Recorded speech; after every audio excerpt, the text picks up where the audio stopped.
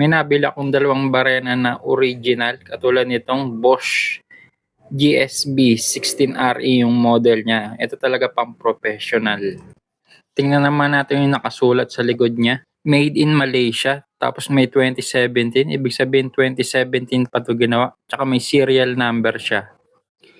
Ito yung legit na GSB 16RE kasi nasa taas yung ano niya. Yung reverse forward niya. Diyan dapat yung reverse forward niya. Yung mga legit. Meron ako dating nakita yung hindi legit, yung fake na ganito, GSB 16R. Diyan nakalagay yung reverse forward niya. Sa baba nakalagay sa taas ng switch. Kinalawang na yung drill chuck niya, tsaka matagal na itong na-stock up. Ito yung maganda ayusin yung mga original. Testing muna natin to kung gagana. Saksak muna natin to sa 220 volts. Ano kaya mga sira pa nito? Testing na natin sa 220 volts. Kunin yung barena. Sabay pipindutin yung switch kung gagana. Gumana. Kaso, humihinto. At saka medyo mabagal siya. Kapag pinipindot yung switch, wala na, ayaw na.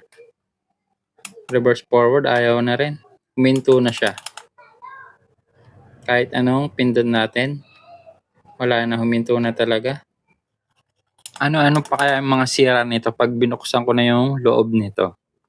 Panoorin lang sa mga susunod ko pa mga video kung paano ko i-repair tong GSB 16R in na Bosch. Tanggalin ko na yung plug.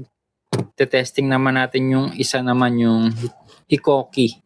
Yung Hikoki gawa rin ng ano yan, Hitachi. Halos magkapares lang sila ng kulay.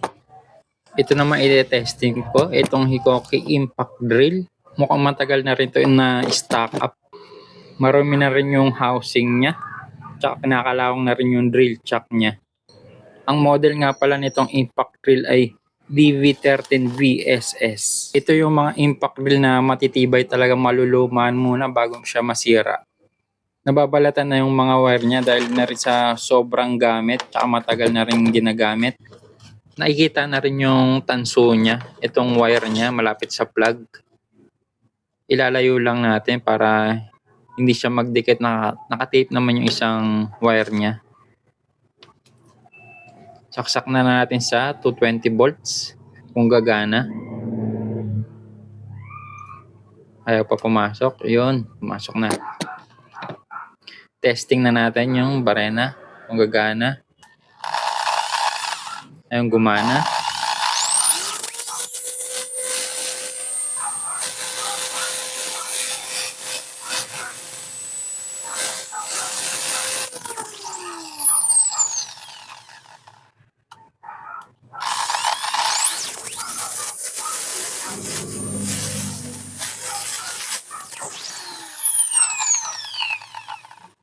Matulim pa yung takbo niya, ibig sabihin ice pa yung armature niya or motor niya sa loob.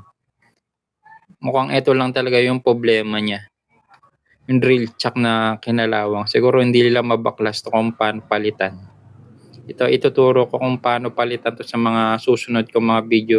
Tsaka medyo may bawas na rin yung mga ngipin niya.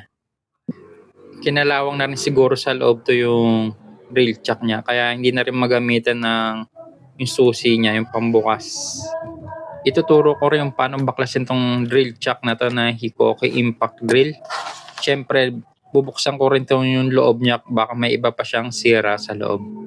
Ito yung una kong i-tutorial kung paano mabuo tong impact drill ng Hikoki.